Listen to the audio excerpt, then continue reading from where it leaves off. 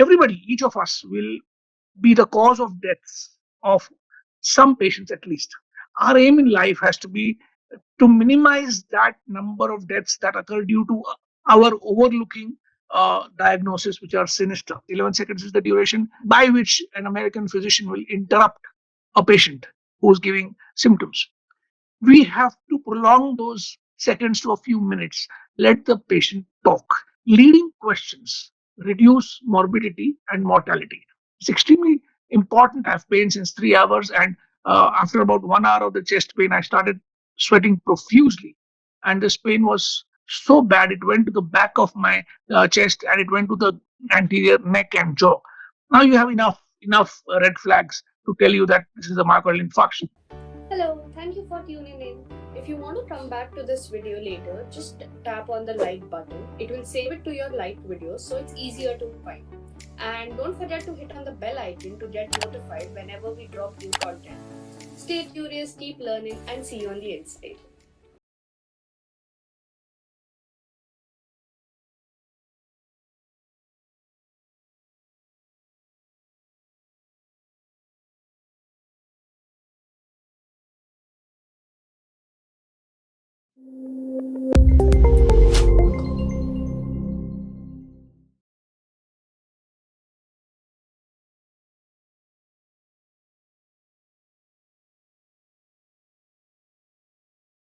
Today's topic is a vast topic.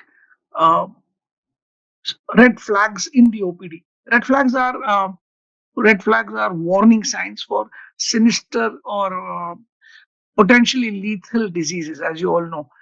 Red flags can be in symptoms, can be in signs, can be in blood reports, can be in imaging. The many red flags are possible. Basically, red flags are things that we can miss. That is the importance of knowing the red flags. Unmissable features of sinister diseases. That is what red flags are. I also have named this lecture "How to Kill as Few Patients as Possible," which is based on the name of a book that I have read and which I strongly recommend. A very humorous and nice book to how to become a good clinician. Uh, Everybody, each of us will be the cause of deaths of some patients at least. Our aim in life has to be to minimize that number of deaths that occur due to our overlooking diagnosis, which are sinister. And one way to not kill patients is to identify red flags and therefore come to the correct, possibly morbid diagnosis. Yeah, let me go ahead with the talk. Yeah. The most important red flags are red flags in symptomatology. Now, there are two suggestions that I can make uh, which will help us not miss red flags in symptomatology. The first suggestion is the very obvious suggestion: let the patient talk. You know that famous statistic of 11 seconds. 11 seconds is the duration uh, by which an American physician will interrupt a patient who's giving symptoms. We have to prolong those seconds to a few minutes. Let the patient talk. As William Oster said, listen to the patient. They are giving you the diagnosis. So, what I usually recommend is this: while taking a case, avoid conversation interrupters. This allows patients to wave red flags. Uh, I typically use hmm or uh-huh as interjections to just let the patient know that I am attentive, I'm listening, I'm not sleeping. I never will interrupt a patient in the very first few minutes of the history taking. So, for example, if the patient says, I have loose motions, the very immediate question by us, without listening to the patient any further, might be, since how many days? Now, that is not a question to be asked yet. Let the patient talk. The patient might tell you that I have loose motions with some motions associated with bleeding, a red flag. Often significant pain in the left lower quadrant, red flag kind of thing. So let the patient talk, and your interjections are "Mhm, hmm." Those are your interjections, and you will get a much greater yield from the history taking. The next suggestion is after the patient's initial history is over, if you want to seek red flags, and remember, red flags are to be sought especially in certain important symptoms. Like you will not look for red flags in a runny nose. You look for red flags in a unilateral runny nose, or you will look for red flags in dyspnea or chest pain. So the next step now is to ask leading questions, and I have this very important statement to make. Leading questions reduce morbidity and mortality. It's extremely important to come to good leading questions, and I'll give you examples of these. So I'll repeat the suggestions at the cost of repetition. Let the patient talk. Some red flags may become visible, and then ask leading questions to discover more red flags. This is the book that I talked about. This is the book that I have read twice, I think, and it's a very interesting book by one Dr. London, and has several chapters which with very funny names and very funny anecdotes and great suggestions. Read it if you can. So let us take some symptoms and discover red flags. So if a patient comes with chest pain and says, I have pain in the chest, मुझे छाती में दर्द है, allow the patient to reveal some red flags. मुझे 3 घंटे से दर्द है. I have pain since 3 hours, and after about 1 hour of the chest pain, I started sweating profusely, and this pain was so bad it went to the back of my chest, and it went to the anterior neck and jaw. Now you have enough red flags to tell you that this is a myocardial infarction. Or if the patient is good at history giving, then he might give you green flags. What are green flags? I call those symptoms green flags, which tell us, okay, there's nothing to worry about. Those are green flags. Some people call them pink flags, but green flags is what we can call them. Green flags, for example, a patient says, I have chest pain, and he points out to the area of pain with one finger, which is called Levine sign. Levine sign is when they point out to the chest with a fist or an open palm.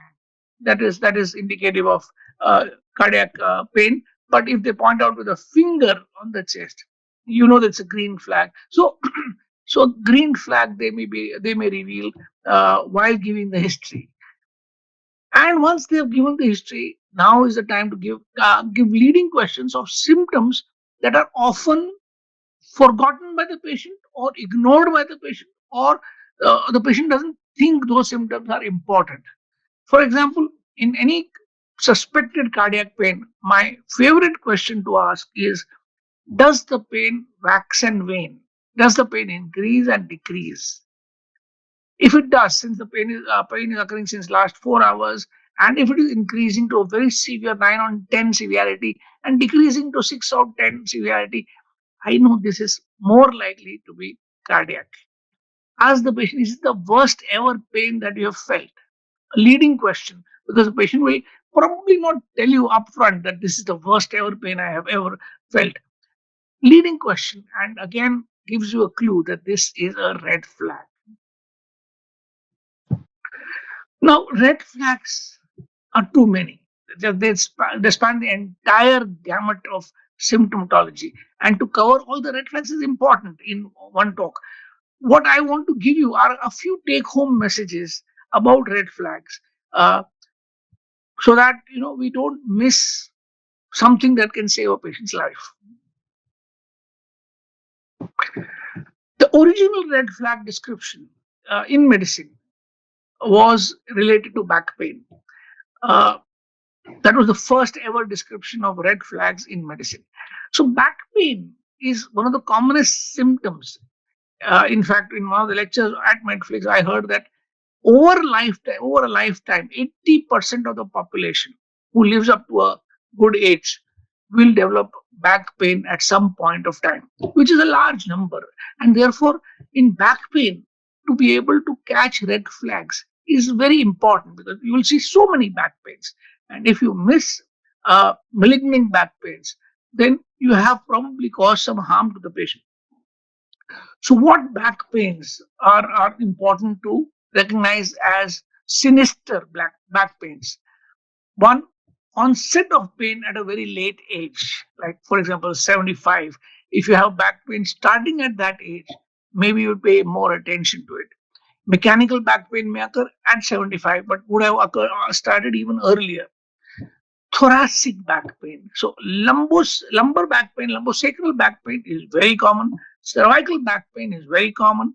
But thoracic back pain, you should have your antenna up and should investigate it properly.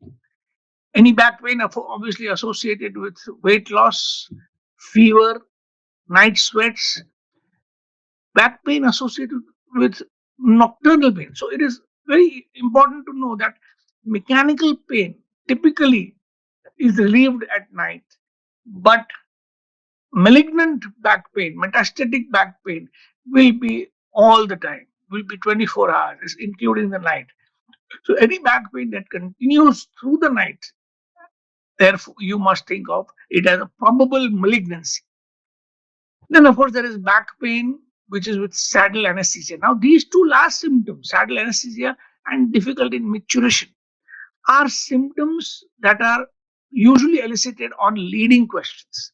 Meaning, you have to ask the patient that do you get sensation in the perianal area or perineal area? Uh, they might tell you that while cleaning themselves, they are not getting good sensation. Similarly, difficulty in maturation will often be taken by patient as maybe a sign of prostatism. It may be a new onset symptom related to some compressive myelopathy, like a cauda equina syndrome. Now, again, I'm coming to red flags and then green flags. Every symptom, every major symptom that can be sinister, you might have some green flags and some red flags. In syncope, for example, somebody faints. You know that a young person can faint due to what is called as neurocardiogenic syncope or vasovagal syncope, and that is relatively benign, except for the fall causing injuries. The patient is not prone to sudden death. But exertional syncope, say due to aortic stenosis, or syncope in sitting position, say due to arrhythmias, these are sinister symptoms, red flag symptoms. So just to differentiate between red flags and green flags becomes important. Now, flag color, red or green, can be based on age and the site of bleeding. For example, a unilateral nosebleed in a child is often due to a foreign body. A unilateral nosebleed in a young adult is often due to sinusitis. A unilateral nosebleed in an older person is often a malignancy. So your awareness of eliciting red flags has to be greater. Your intention has to be greater. Older the person, and younger person, you are sometimes excused for not exploring enough. Any bleeding can have a sinister cause, but again, age will often determine whether it is sinister or not. Let me give you some examples. Hemoptysis. In a young person, hemoptysis can be due to tuberculosis, can be due to maxillary sinusitis, bacterial sinusitis with post-nasal drip. In an older person, hemoptysis may be due to a bronchogenic carcinoma. Hematemesis in a young person may be a Mallory-Weiss tear due to retching, maybe a gastric bleed due to alcoholic gastritis. In an older person, it can be more sinister. Hematochezia, meaning frank blood, red blood, or rectum in stool, of course, can be due to piles in the young or old and can be due to a colon cancer. Hematuria in the young is more likely to be due to stones, and in the old, may be due to a bladder or a renal cell carcinoma. Intermenstrual bleeding in the young may be endometriosis. In the old, it may be cervical cancer. So Age will play an important part in recognizing red flags. Another important thing is to notice recent change in old symptoms. Old symptoms are often discarded as being old. Okay, ये तो हो रहा है. You have to look for changes in the old symptoms. For example, a chronic smoker. Smokers have what is called smoker's cough. They cough for a few minutes early in the morning after, say, brushing their teeth, and this cough will disappear in 5 minutes, 10 minutes, etc. They are habituated to this cough. The smokers know that this is smoker's cough. But if they come to you with a cough which has changed character or duration, if they say that the cough is more hacking, more productive, sometimes with blood, and the cough persists for an hour or two in the morning, now you know that a smoker has probably developed a CA, bronchogenic carcinoma, probably. So, or maybe a prolonged cough, maybe maybe heralding a COPD. Recent changes in many symptoms can be considered important red flags. A patient is chronically constipated, says that I'm more constipated than usual, is a red flag. A patient who has angina on walking a couple of rounds in the park comes now with an increment in the angina. You are now looking at unstable angina.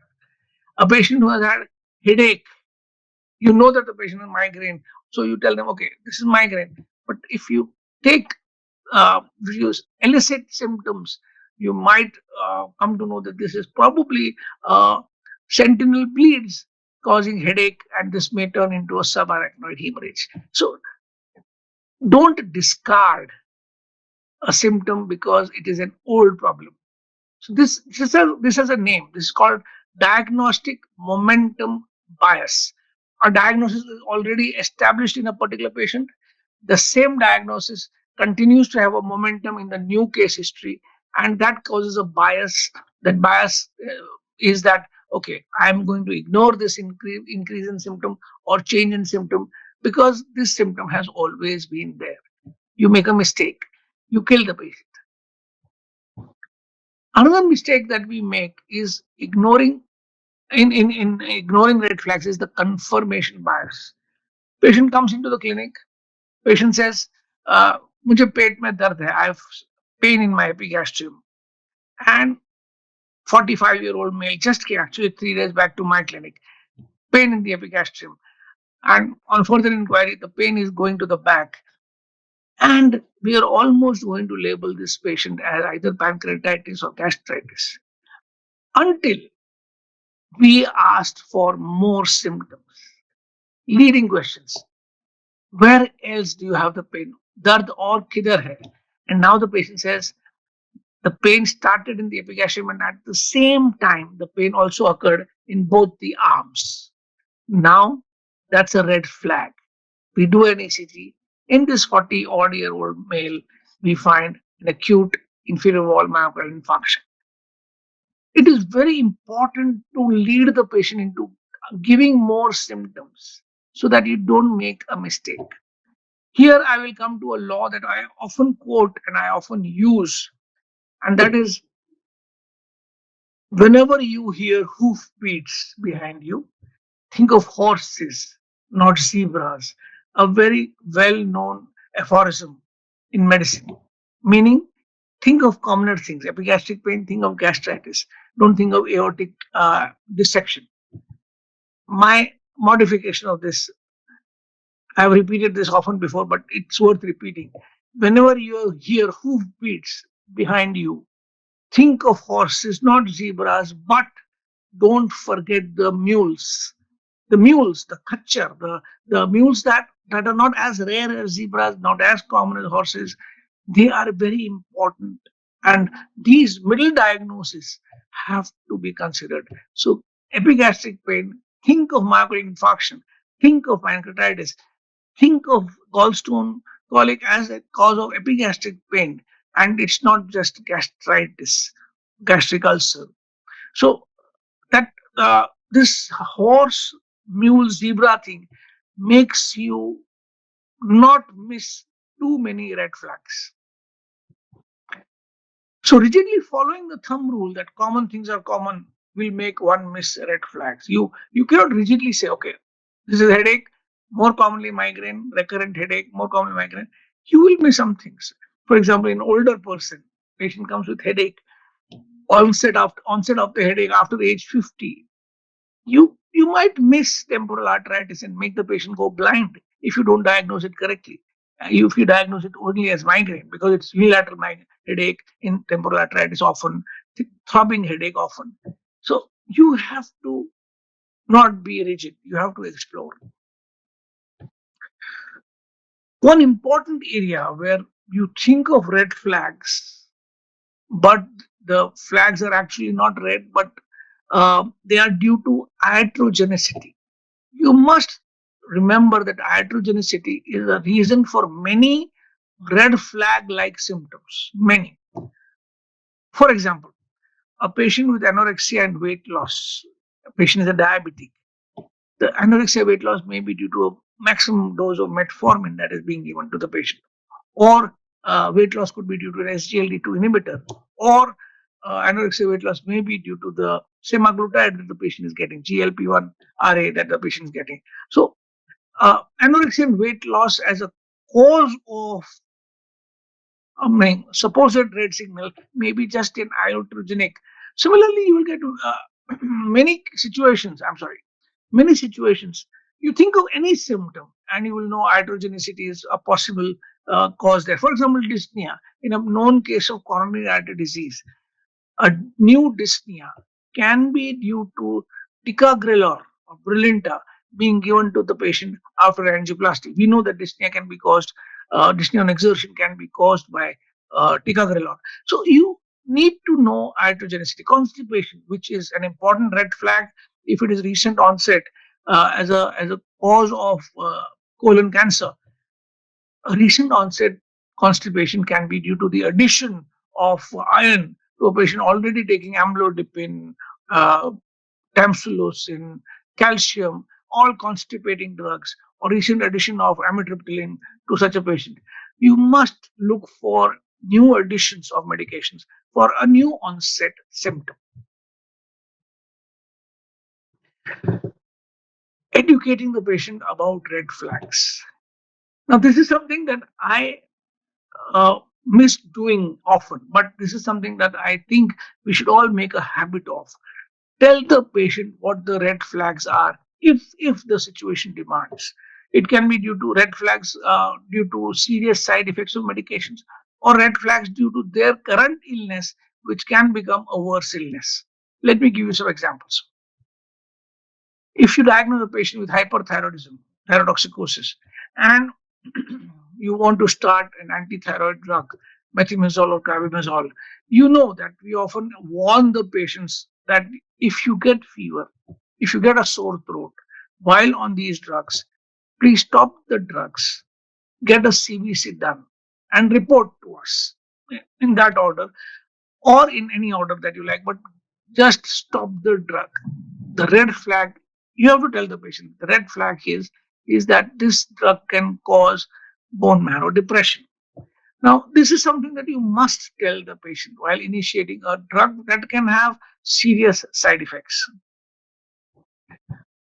Similarly, in a patient with a known disease, it might be wise to tell the patient that some symptoms will have to be informed.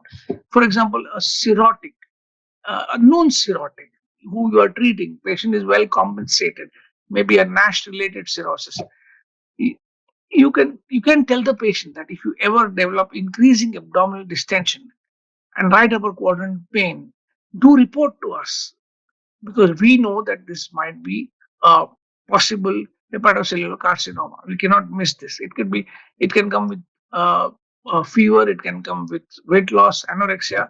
Typical HCC does not come with jaundice. So any new symptom in a known cirrhotic should be informed. Another thing that I like to do is teach patients signs, which are red flags. Flaps, flapping tremors. You outstretch both the hands. This is easy, right? For the patient's relative to examine. Any patient who calls me and tells me that my patient who's a CKD patient on dialysis or who's a COPD patient with oxygen requirement hypoxia, is a cirrhotic, my patients who are on diuretics, if that patient is slightly drowsy, I will on the phone, maybe on a video call, maybe tell the relatives to look for flaps. They can easily do that if the patient is conscious enough to raise the hands. And if they see flaps, I can easily tell them, okay, this patient requires hospitalization. Flapping tremors or asterixis are uh, red uh, red flags, and they indicate encephalopathy. So please bring the patient to the clinic. So in some situations, if you think of more situations, you will find more situations where you will be able to educate the patient about recognizing red flags at home. So here, what are the main symptoms which have possible red flags? I've just listed them. We can discuss them endlessly, but I'll just give you a few examples. Dysphagia. I think it is one symptom which most commonly indicates a serious disease. You know, chest pain may indicate an infarction in a few patients. Dysphagia in many patients will indicate a severe disease. So if you have a patient who has dysphagia, it says crack cannot swallow. Your leading questions could be liquids and solids. If it is predominantly solids, less with liquids, you know it is mechanical. If it is both, or if there is liquid, dysphagia to liquid such that it regurgitates through the nose, maybe, you know it is neurologic. So dysphagia is an important symptom where red flags can be elicited for malignancy. Intermittent dysphagia, for example, is a green flag, meaning if the patient has a web, then dysphagia may be intermittent, and that might be a simple problem to solve, not a malignancy. Then there is dyspnea. Dyspnea can be sinister, dyspnea can be non-sinister. For example, if an obese patient comes to you with dyspnea, morbidly obese, your first common things are common kind of situation. Your first diagnosis will be, okay, your weight is causing the dyspnea. But now is the time to ask leading questions. And these leading questions may tell you, okay, that this dyspnea might be due to diastolic heart failure, or what we call HFpEF, because the patient is obese, patient is elderly, patient is hypertensive. It might be due to respiratory disease. If the patient has cough, it might be due to ischemic heart disease. So you can make leading questions tell you whether this dyspnea is sinister or not. Then there is anorexia. Anorexia has so many causes, and a few of them are, of course, sinister or red flag causes of anorexia. So you have to elicit the duration of anorexia. Is it a sudden onset thing? Did it start after a medication like metformin? Was it associated with alteration of taste, say due to COVID? So many questions can be asked to elicit the cause of anorexia, which is not sinister. And of course, anorexia with weight loss, sinister. Similarly, weight loss can be a red flag symptom. And if the weight loss is due to a recent dental treatment, well, all the teeth were removed and the patient is awaiting an implant, then weight loss is probably due to that, not a very sinister problem. And if the weight loss is associated with severe anorexia, severe constipation, or diarrhea, recurrent diarrhea, then you know that you're dealing with a serious illness. New onset chest pain can be, as we discussed already. Any new onset pain should be treated as a potentially serious disease. Any new onset pain, a new onset headache, a new onset mandibular jaw claudication, a new onset exertional chest pain, a new onset abdominal pain post meal, a new onset lower limb pain on walking. Any new onset pain should be treated as a important pain due to some important cause. Recent change in bowel movements is an obviously very important cause of significant disease, sometimes CA colon, and you have to inquire about and go into the details of that. Any new lump, patient says, I have these lumps on the forearms, on the dorsal surface since 10 years. And they are lipomas and neurofibromas. These are not important. But new onset lumps, a new onset lump in the neck, for example, new onset lump in the breast, for example, a new onset testicular lump, for example, all these are sinister, potentially serious problems. And any new onset lump has to be inquired into. And then, of course, any progressive symptom. If the patient says that I have lost 5% body weight in 6 months and I continue to lose weight, in the last month also I have lost weight, as against I lost last year 5% body weight, but since 1 year my body weight is constant. These are two different things. A constant body weight since a few months after a loss is not sinister, but a progressive, continuing loss of body weight is sinister. So these are the symptoms and these are the queries that you can ask. Thank you so much. Thank you so much for that wonderful talk. We will be addressing questions from doctors. So there's one question from Dr. Kulkarni. Uh, Sir says that patient feels that consultation room period time is very precious, like golden hour. But after waiting for a long time, he might get tense and might forget some of the important symptoms. What are your remarks about such situations? So for this, I have this idea which I have yet to implement very easily. You are absolutely right.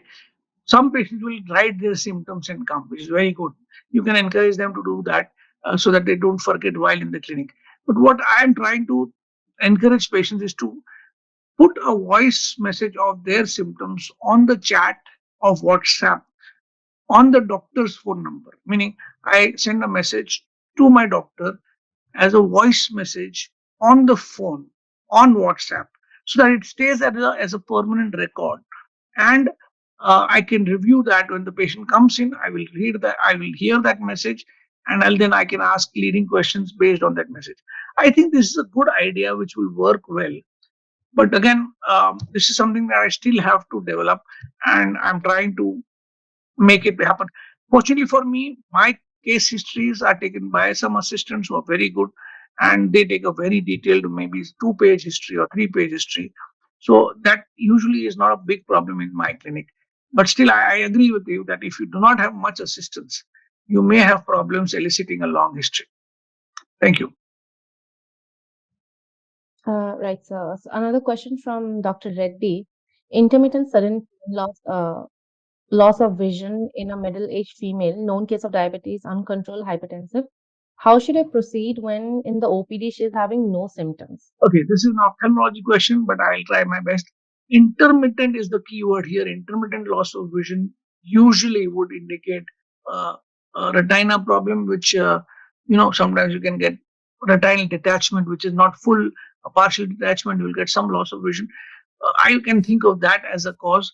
Uh, Ischemic retinopathy should not ideally cause intermittent loss of vision with recovery.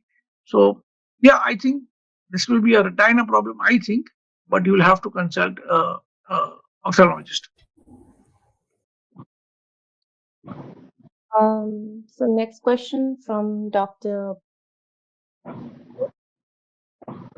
Any patient is suffering from hemorrhoids along with bleeding, pain while and after urination for continuous a week almost. What is the diagnosis? Also having pain in off area, thighs, and buttocks. I'm just reading that question again.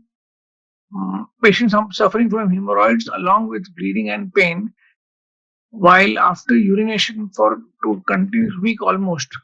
What can be diagnosed as also having pain in calf, thighs, and buttocks.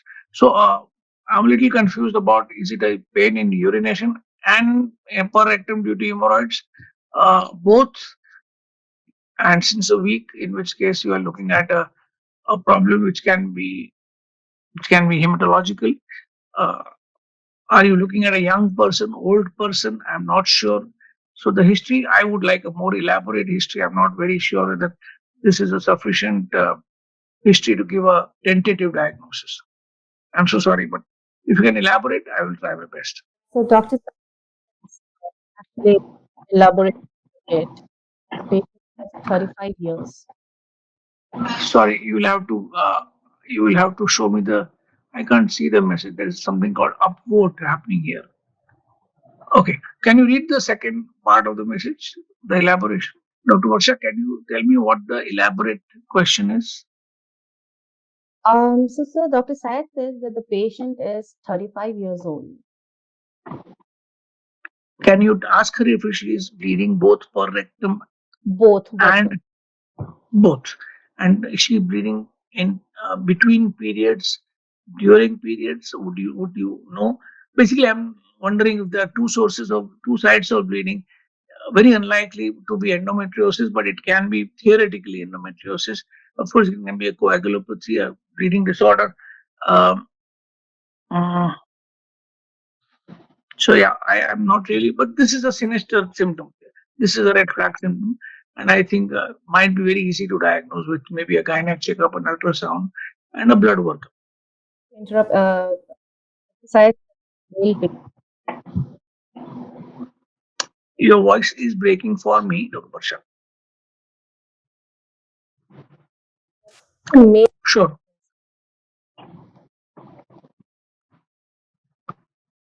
male patient. I'm so sorry, I did not see that. 35 male. So yeah, as I said, you have to look for coagulopathy, but I'm still not 100% happy with the symptoms. The symptoms have to be more elaborate. I don't know whether the bleeding per so very important that duration. Whenever there are two different symptoms, there is something called the Hickham's dictum, and there is something called the Occam's razor. I'll take 2 minutes on this. Something that I've said before, but I'll say this. If a patient has two symptoms, bleeding PR, bleeding PV, if these symptoms have occurred in a young patient, then both ideally should be explained by one. If the symptoms have occurred in older patient, it is more likely that they have occurred due to two separate causes. If you give one causation to two different symptoms, that's called the Occam's razor. If you give different causations to different symptoms, it's called the Hickham's dictum. In the older person, Hickham's dictum works. In the younger patient, Occam's razor works. Similarly, if the symptoms have started together, both bleeding PV and bleeding PR, then the cause is usually one. And then, therefore, it is the Occam's razor comes into play. But if the bleeding per rectum is 3 months, bleeding in the urine is 1 month, then maybe the causes are completely different. Piles plus kidney stones, maybe. So, yeah, history probably has to be more elaborate. Thank you, sir, for taking in our questions. As of now, I don't see any other questions. I think the topic was very well communicated to our doctors. Uh, I do have another question, sir, if I can take that. Sure.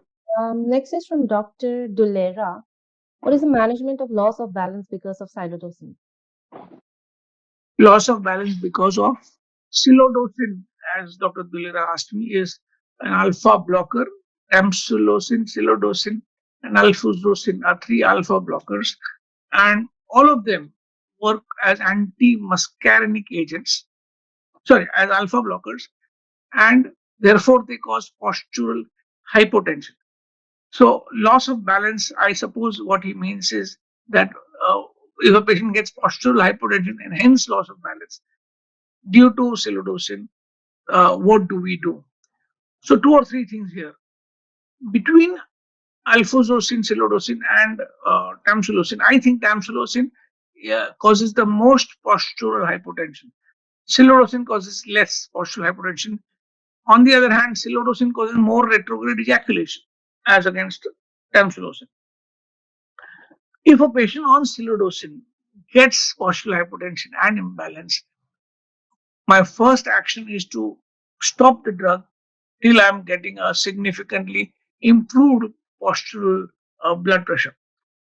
The second thing that you can do is give 4 milligrams of psilocybin instead of 8 milligrams and see what happens. Now, the third option, which I think is probably the best option in very symptomatic patient, is to replace psilocybin with tadalafil. Tadalafil, as you know, a drug that is typically used in erectile dysfunction. Tadalafil has also been used in BPH, in symptoms of BPH, that is lower urinary tract symptoms, uh, as a replacement for tamsulosin, silodosin. So that is what I would do. Replace with 5 milligram once a day tadalafil. Thank you. Uh, Moving on to question that's from Dr. Syed. Can UTI be the reason for pain while and after urination for the above mentioned patient, as in the previous case, as the patient's wife was having a history of polycystic appearance of ovary and UTI? Of course, urination pain can be due to UTI. Again, I don't know whether I can correlate it with the per rectal bleeding that you mentioned. But UTI can cause painful micturition, burning micturition, and hematuria. That is, can cause hematuria. Next question from Dr. Sonam. Red flag screening are sometimes quite non-specific and they are common to many diseases. Would you recommend red flag screening for someone like lower back pain, which has n number of red flags depending on age? Yeah, a good question. Which patient of, say, low backache would you screen? For example, which patient would you send for an MRI to look for sinister causes of back pain? Now, one thing that I can recommend to you is the American College of Rheumatology (ACR) has a has a website which tells you what are the imaging necessities in particular symptoms.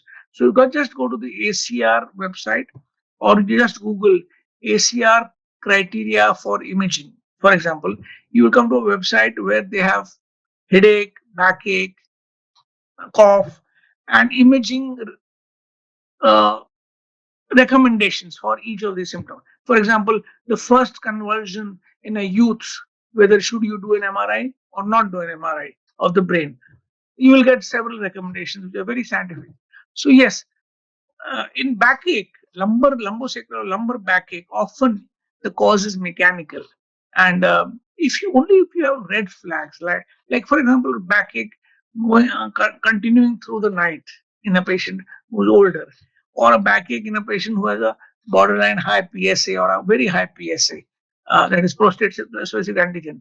These are red flags, true red flags. So yes, clinical acumen, but I do believe that red flags can be identified with some degree of specificity if your clinical acumen and correlation with basic uh, tests is good.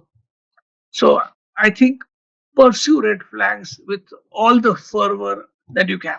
But yeah, so thank you so much for this session once again. It's always a nice time listening to you. I Thank you, really hope. Dr. Tushar. Bye Thank you, bye. sir.